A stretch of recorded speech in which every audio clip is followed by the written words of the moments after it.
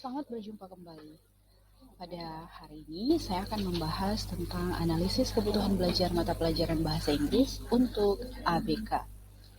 Presentasi ini adalah presentasi kelompok yang terdiri dari Acia Ramada Evinu Hasan, Sherlyn Sterliwaro, Desi Ratnaningsi, Halingga Mega Pratama, Rahimatul Nadalia, dan Umni Masrur.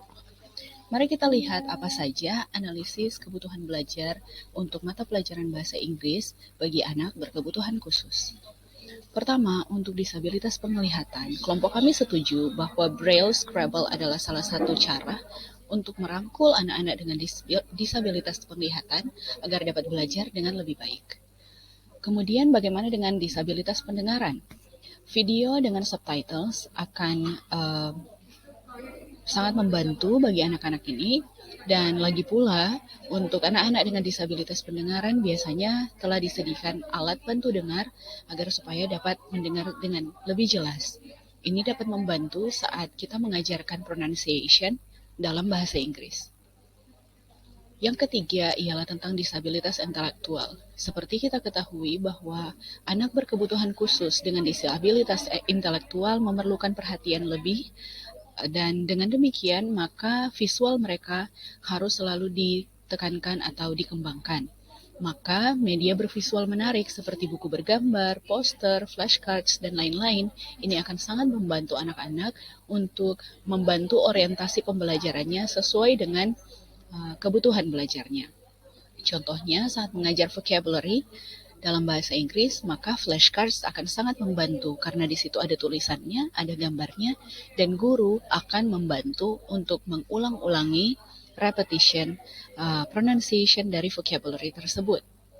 Selanjutnya ialah tentang slow learner atau lamban belajar. Seperti diketahui bahwa anak-anak berkebutuhan khusus dengan kebutuhan karena disabilitas lamban belajar ini bukan berarti mereka tidak bisa belajar, namun karena dari sisi IQ mereka sangat rendah, maka memerlukan kesabaran tertentu, kesabaran yang sangat baik dari pengajarnya, terlebih juga orang tuanya.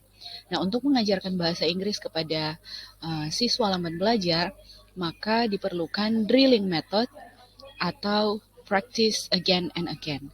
Dengan demikian, siswa dengan begitu seringnya diulangi satu pelajaran, maka meskipun dia lamban belajar, ini akan sangat membantu bagi siswa ini untuk dapat memahami pelajaran, apalagi pelajaran bahasa Inggris. Selanjutnya, terkait dengan kesulitan belajar spesifik atau disleksia. Untuk disleksia, karena ada beberapa jenis disleksia, jika siswa memiliki hambatan kesulitan belajar spesifik ini, maka hal yang harus dilakukan oleh guru haruslah bervariasi sesuai dengan kebutuhannya. Contohnya, ada satu model pembelajaran menggunakan media sensori, mengaktifkan sensori dari peserta didik tersebut, contohnya dengan menulis di bak pasir. Ini akan menggunakan tangan, jari, dan kemudian otak anak ini akan berpikir sesuai dengan cara berpikirnya, namun tetap diarahkan oleh guru.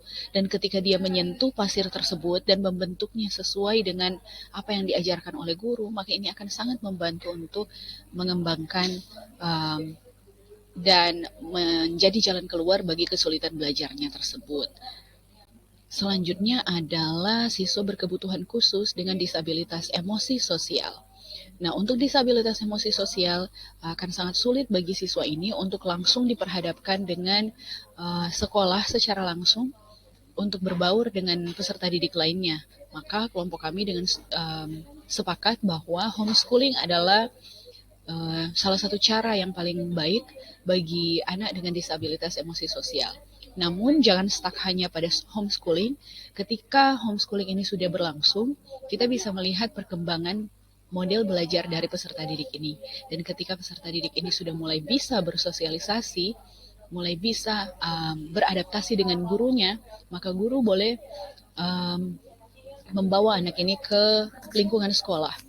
Namun, hal ini harus dilakukan tahap demi tahap saat pembelajaran bahasa Inggris, oleh karena ada percakapan, maka guru haruslah menjadi teman pertama bagi siswa ini. Dan ketika siswa sudah bisa berkomunikasi dalam bahasa Inggris, paling tidak untuk komunikasi sehari-hari dengan guru, maka guru bisa mulai mencoba membawa satu teman atau orang yang baru untuk dikenalkan. Tahap demi tahap, kami yakin bahwa siswa dengan disabilitas emosi sosial ini akan terus berkembang dalam uh, proses pembelajarannya. Namun demikian, jangan lupa untuk selalu mengkonsultasikan dengan ahlinya. Selanjutnya berbicara tentang spektrum autis. Oleh karena spektrum autis ini, para siswa memiliki latar belakang autisme, di mana mereka pada umumnya adalah siswa yang sangat spesifik dengan kegiatan yang mereka lakukan, terorganisasi, in order, maka siswa seperti ini senang untuk belajar dengan tekun.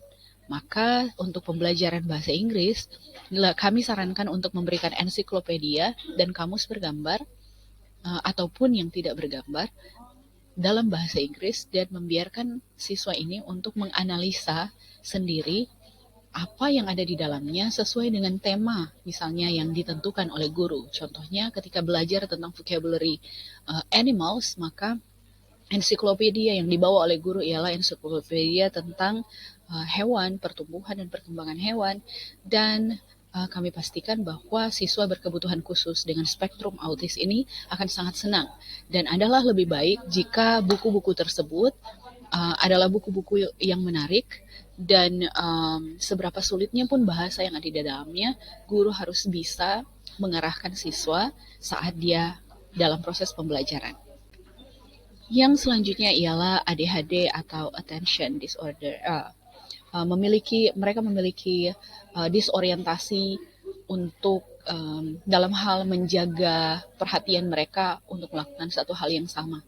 Mereka cenderung untuk melakukan kegiatan yang berbeda atau kebalikan dari spektrum autis.